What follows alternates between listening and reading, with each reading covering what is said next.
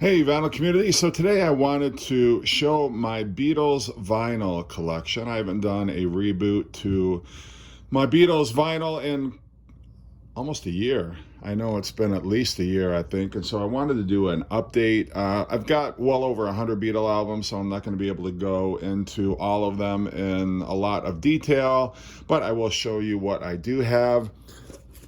This is a 70s repress of Please Please Me. Cover's in not the greatest condition, but still happy to have a copy of that.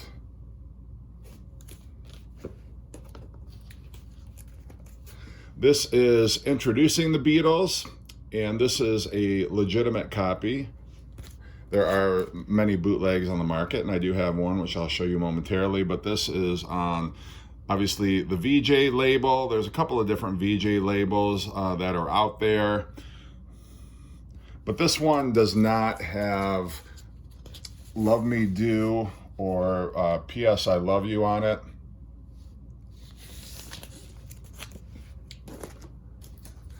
And this is another version that I have that is legitimate. There is some writing on the back cover. Somebody's a big Ringo fan, or somebody who owned it obviously was. And this has got a different VJ label. This has got, it's just a very plain looking VJ label, but anyway, it's in pretty decent condition. This is my Counterfeit Introducing the Beatles. One of the ways you can tell is that there's no shadow behind George. This does have Love Me Do and P.S. I Love You on it, but because it is a bootleg, or not a bootleg, but because it's counterfeit, the sound is not that great. And one of the ways that you can tell if it's a counterfeit is if the Beatles is below the spindle hole, you've got yourself a counterfeit.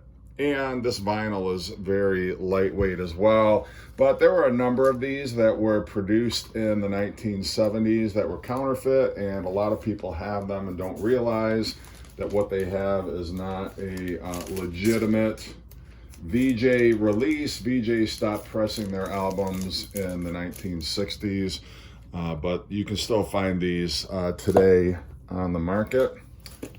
Next one I have, this is a 90s repress of With the Beatles. It's sealed. It's got the limited edition sticker on it. And the sleeve's got a barcode. And there's also an apple at the bottom, which is one way you can tell that it's a repress. This is my mono copy of Meet the Beatles.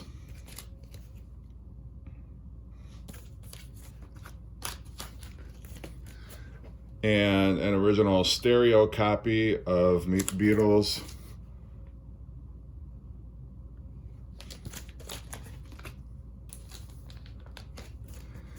Another stereo copy.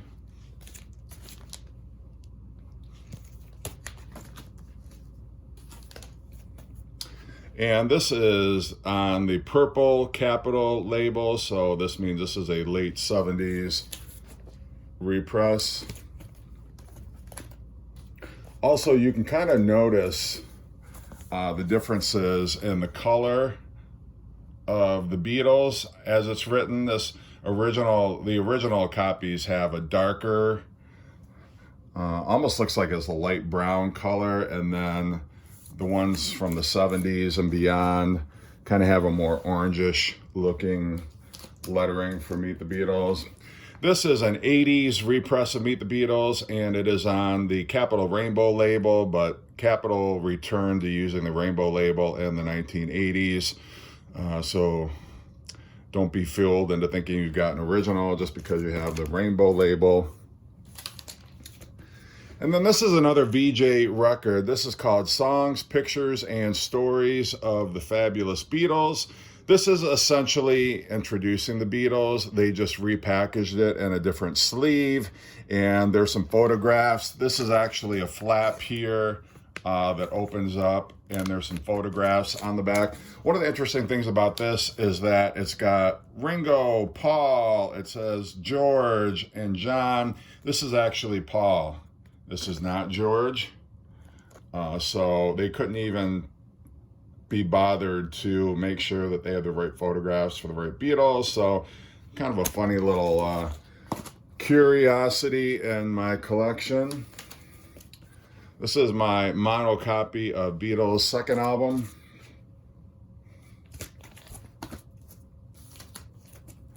This is a stereo copy. Unfortunately, somebody tried to rip off the price sticker. It was not me, but it is in the shrink. And I'm not sure what label. This is on the Capitol, the rainbow label. So this is a 60s, early 60s pressing. I don't know if it's an original actually, but this is a 70s repress. It's a promotional copy of the Beatles' second album, and this is on the purple Capitol label. And then this is another stereo copy, 60s pressing on Capitol rainbow label. And then this is a 70s or 80s repress. This is a Canadian version of the Beatles' second album, but they called it Long Tall Sally. And unlike the Beatles' second album, this has I Want to Hold Your Hand, This Boy, I Saw Her Standing There, Misery. So it has a different track listing than what we got in the US, but I think it's very cool. I love having albums from different parts of the world, but pretty cool. This is a German copy of A Hard Day's Night. They called it Yeah, Yeah, Yeah, A Hard Day's Night Originals from the United Artists Picture. It's on the EMI label. And the back, although it's got the same liner notes, it's got different pictures on the back. This is my mono copy of A Hard Day's Night, the United Artists soundtrack.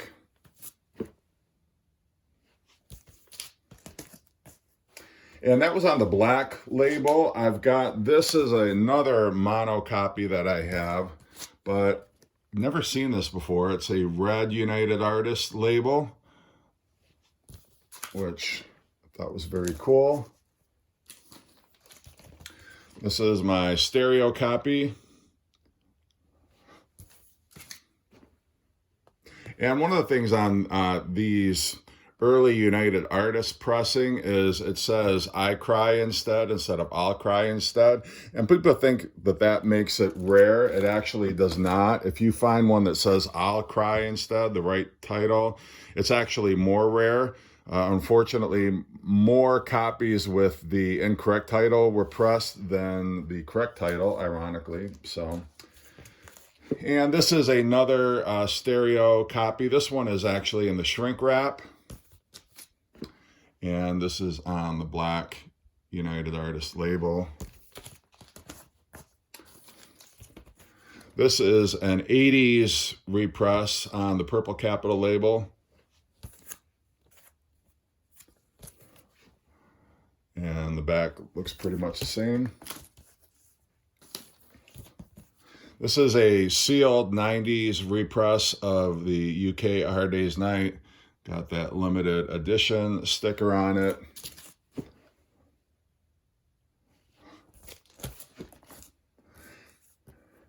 And that was a mono copy. And then this is The Beatles Story, which is a documentary about the Beatles from 1964. This is the mono copy on the rainbow label. This is a stereo copy, also on the rainbow label. And then this is a promotional copy on the purple Capitol label from the late 70s.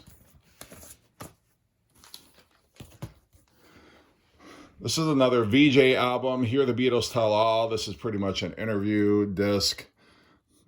Truth be told, this is probably a better value than the Beatles Story, even though the Beatles Story is 2 discs. You get very little in the way of actual Beatles interviews on the Beatles Story, and this has a little more, not much in the way of actual Beatles interview, but it's just an interesting thing to have. It's sort of a time capsule. And other albums by VJ,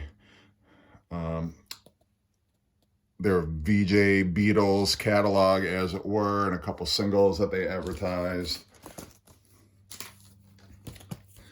My mono copy of Something New.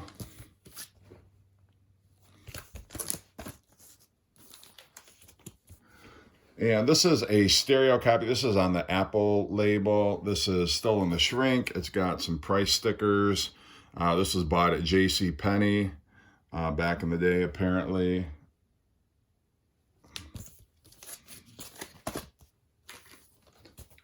And this is a stereo copy, a repress from the 70s on the purple Capitol label. This is a 70s repress of Beatles for Sale on the black Parlophone label. And then this is a stereo version. It's a 180 gram reissue. I already have this as part of my Beatles stereo box set from, I think it was 2013, but I just ended up with an extra copy of this. Then my mono copy of Beatles 65.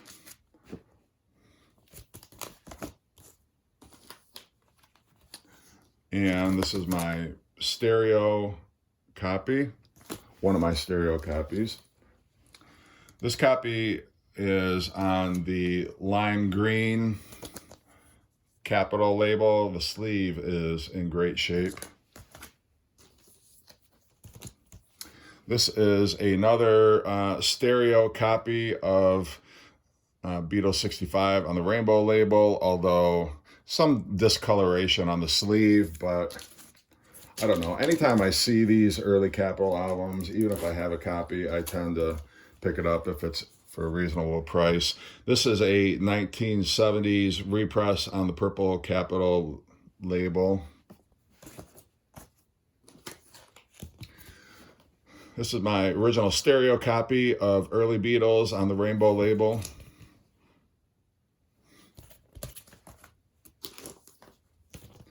This is my mono copy, also on the rainbow label.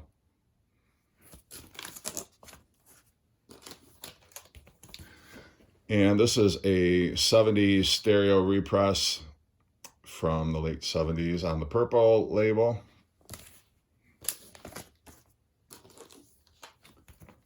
Next album to come out, this was Beatles VI. This is my mono copy.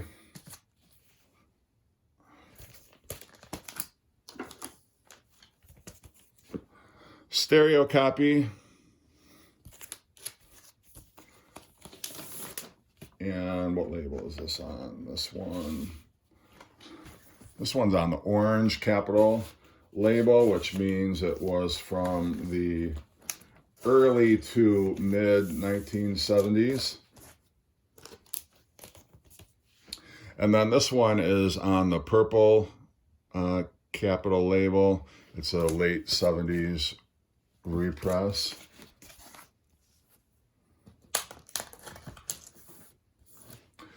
This is Help. This is a 1970s reissue.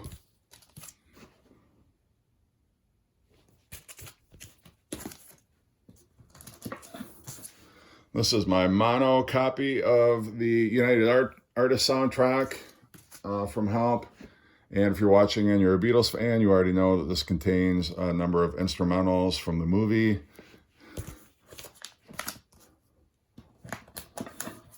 And then this is an Apple label pressing, a stereo copy of Help. I love the gatefold on that one, by the way. That's one thing that I think it has above the original UK pressing. This is Rubber Soul, the stereo copy, but it's kind of a beat up copy. I got this, I want to say for like $1. It was super cheap and I couldn't pass it up. This is on the Apple label.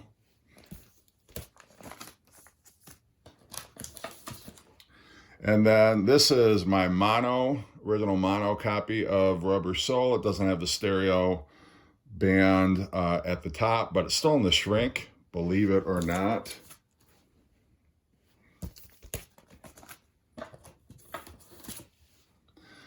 This is another stereo copy that I have, sleeves in great shape. This is on the original Capitol label. Love those black and white photos on the back.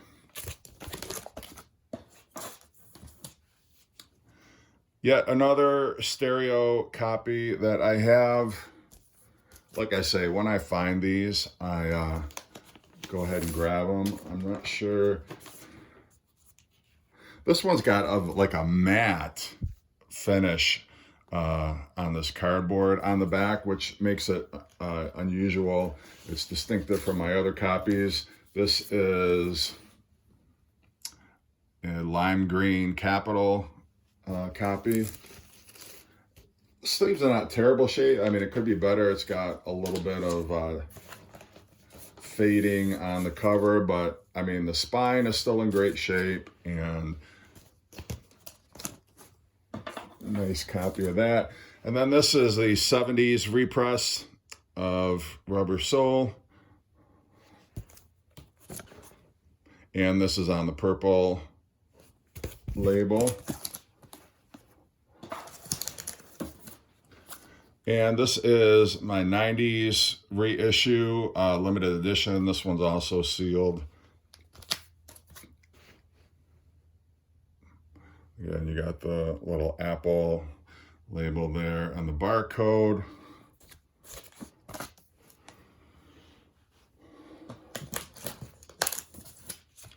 This is my mono copy of Yesterday and Today.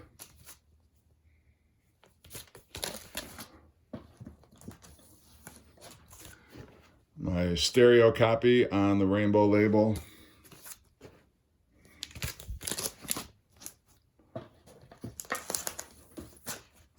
And this is a 70s reissue or a 70s pressing on the purple label.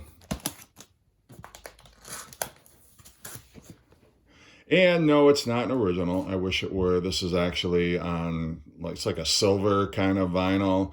It is a counterfeit, bootleg, whatever you want to call it, copy, but it looks remarkably like an original. They really paid a lot of attention to the detail. This is an exact replica of the back cover of Yesterday and Today. And this cover looks, I mean, it looks like the real deal. You could maybe not quite fool a real Beatles collector, but it looks pretty damn good, aside from being in the shrink. This is my mono copy of Revolver, which is still in the shrink, believe it or not. Somebody paid $2.39 for this. And I did pay handsomely for it. I know it was over 40 bucks what I paid for it, but not come across any Revolver, the US Revolver mono copies in the wild. And then this is also in the shrink. Still got the price sticker on it, but this is an orange Capitol pressing from the mid-70s.